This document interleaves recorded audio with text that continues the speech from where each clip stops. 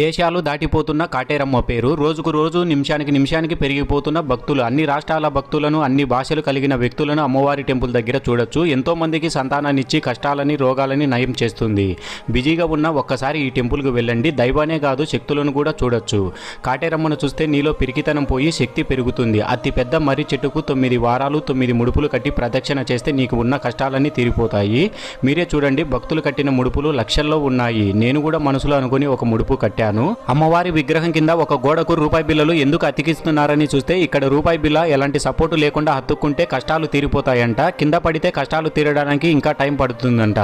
ఎంతో మంది చెడు చూపు మన మీద పడి దిష్టి తగులుతూ ఉంటుంది. అలాంటి వారికి ఇక్కడ ఒక నిమ్మకాయతో దిష్టి తీసి నిమ్మకాయని మన కాలితో తొక్కి నలిపేస్తే దిష్టి పోతుంది. అంతేకాదు, మద్యానికి బానిసైపోయి కుటుంబాలను నాశనం చేసుకుంటున్న బాధితులకు వీలిచ్చే ఆయుర్వేదం మందు తాగితే బ్రతికున్నంత వరకు మందు జోలికే వెళ్లరంట.